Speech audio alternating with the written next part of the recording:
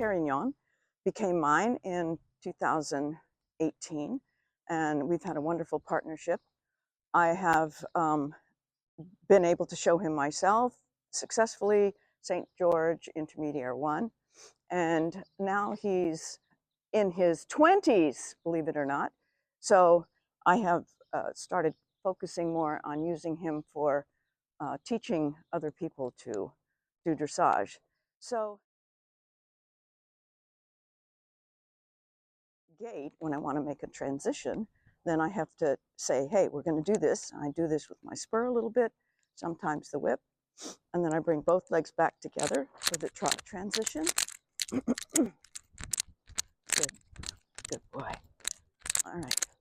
So by keeping myself tall and steady in my upper body, the horse knows that he's supposed to stay in the collected trot. So then to do the transition to the back to the walk, I stretch up and feel my core and my knees. I feel my knees press against him a little bit. So now I'm going to go from the collected walk to the canter. And for that, I have my specific set of aids. Good. It's a little clucking to help him prepare.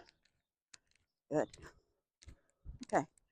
So as long as I stay, basically keep him in this frame, meaning the outline of his spine, as long as I keep him in this frame, he stays in the collected canter. When I want to go more forward, I push with my seat, my lower legs, and I follow with my hands more. And then I get more of a working canter. Good. When I want to collect, shorten the stride, I just bring my elbows back a little bit, and I emphasize the left lead canter aid, which is my inside leg on and my outside leg back. Okay. So he is especially good with line changes. Yeah. Good boy. Was that hard, Perry? Good. Okay. So in order for him to keep the frame, I have to keep him supple on both sides of his mouth, his head. And so I do that by just squeezing and releasing the rein. Squeeze, release. Squeeze, release. Yeah. Attaboy. Okay, now I'm going to lengthen the stride, both legs, following with my arms. Follow, follow, follow. Good. And I collect again by just stretching up and using, I keep the canter aids against his body. And when he gets stiff, which they all do, then I give and take a little bit more in the transition. And then once he's back in the collected canter, he's happy to stay there. So what Perry has that's really excellent, he has a very, very active hind end. So he's able to go into the highly collected canter. Good, good, like that.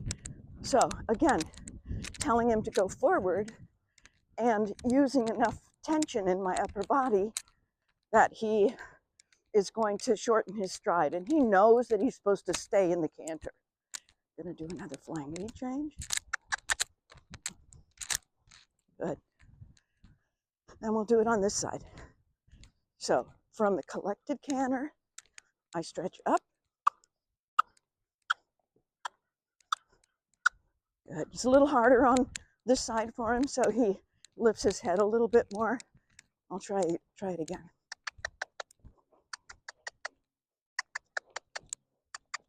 Okay, good. So we need that so that we can do movements, even though he weighs probably 1,500 pounds. Good. Then he can do a very, very light downward transition. He can carry more of his body on his hindquarters a lot of the time. You got to be careful because they can't do it for that long or it's just too strenuous. But they can do it for a short period of time.